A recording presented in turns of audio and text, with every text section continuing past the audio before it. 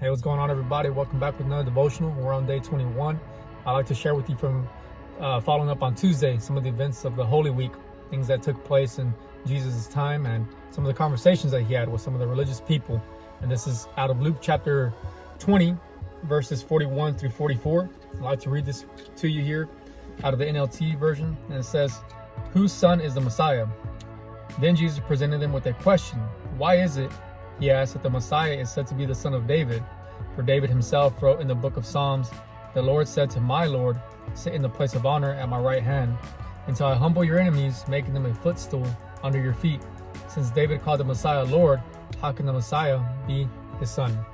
Very important question, right? Jesus was brought with a list of questions about the resurrection from these religious people, and so he asked the question back. And he's asking about the Messiah. What does Messiah mean? Messiah means anointed one, right? When they talked about the Messiah, they're talking about the anointed one, the one who was to come to save Israel, save God's people, right? Delivering them from what? From oppression from the Roman rule, yes, physically, but more importantly, spiritually, from their sin, from within, right? So I'd like to share this thought with you here that this one person had said, and he says it like this: "The Pharisees and Sadducees had asked their questions. Then Jesus turned the tables and asked them a question that went right to the heart of the matter, what they thought about the Messiah's identity. The Pharisees knew that the Messiah would be a descendant of David, but they did not understand that he would be more than a humble descendant. He was God in the flesh." Jesus quoted from Psalm 110, verse 1, to show that David knew that the Messiah would be both human and divine. The Pharisees expected only a human ruler to restore Israel's greatness, as in the days of David and Solomon. The central issues of life is what we believe about Jesus. Other spiritual questions are irrelevant unless we first decide to believe that Jesus is who he says he is. The Pharisees and Sadducees could not do this. They remained confused over Jesus' identity.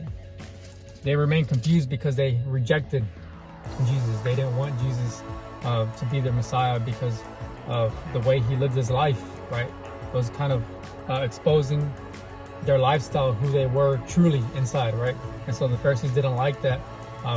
And so this is the very important thing, that not to say that we can ask certain questions, right, about the Bible, but to first ask, if you're an unbeliever, to first ask the question, who is Jesus to me?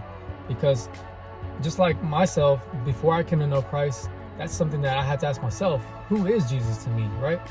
Before we can come to any other questions, let's start with that.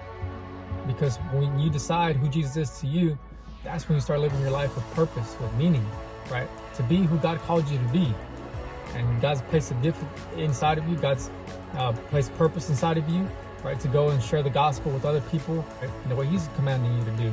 So live your life with purpose and live your life for the gospel of Jesus Christ, because apart from that, there is no substance. There is nothing meaningful, right? Because the creator of life is Jesus Christ.